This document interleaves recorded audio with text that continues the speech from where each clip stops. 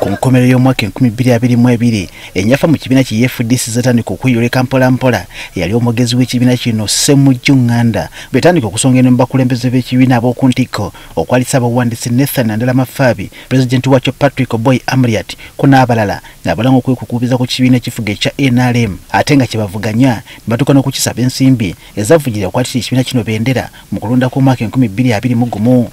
Nandala Mafabi ekibiina kino yakiwamba tuli mu kulwana kukinunula.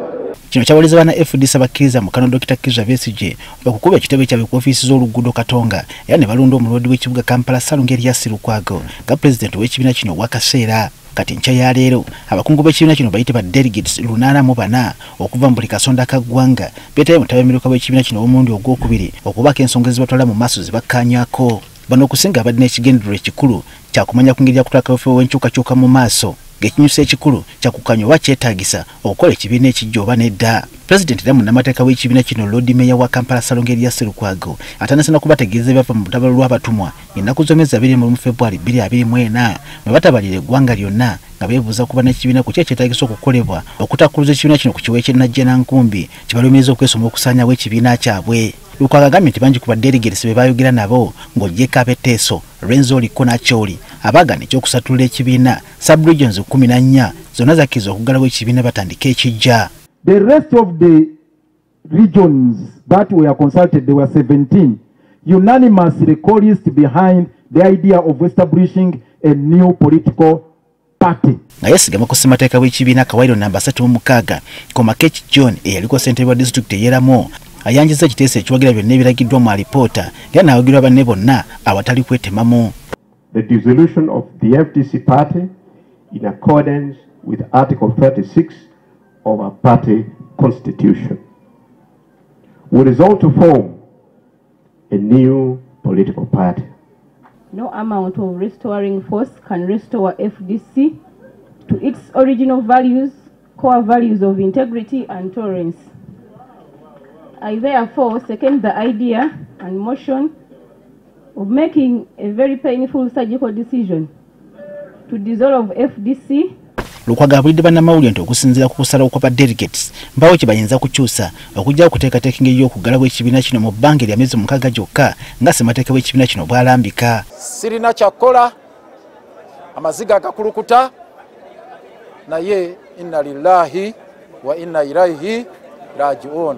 Agambye nti mu bbanga lino ery'emyezi 6 baakuteeka emeza ku kitebe kyabwe kya FDC Katonga buli alina okwemulugunya kwonna oba kyawabula abasange ngaawo okubategeeza.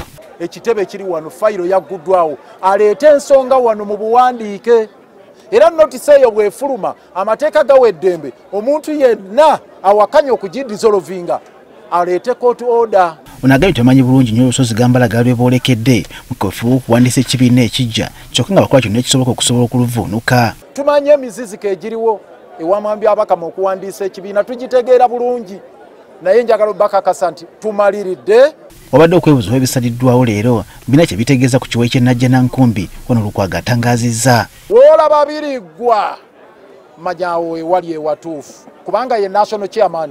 Woolaba omulala manya oyo imposita kyovudde olaba ekigambo tukozesa imposita abeewanga ku kintu okwewaŋŋamya ku kintu. Dr. Kizza Besigye abulidde bannamawulire nti okutuuka ku kinyusi kino oluwendo lwa kukwatagana buli ayagala enkyukakyuka kaabenga va mu kibiina kya njawulo. Ebibiina bituyambako mu lutalo olwo okukuŋŋaanya abantu n'endowooza naye nga tulina n'okulaba nti n'abalala bonna abatali ba kibiina kyaffe bonna twegattira wamu ne tulumba ne twetaasa.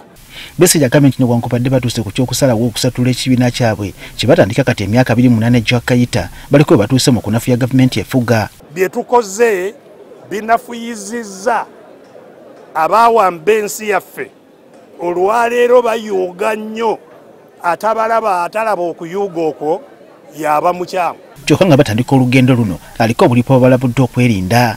Kugulirira kubanga baawamba eggwanga baawambiramu n'obugagga bwaffe be babwefuga era ne babukozesa kutugulirira nannyo okugulirira abakulembeze.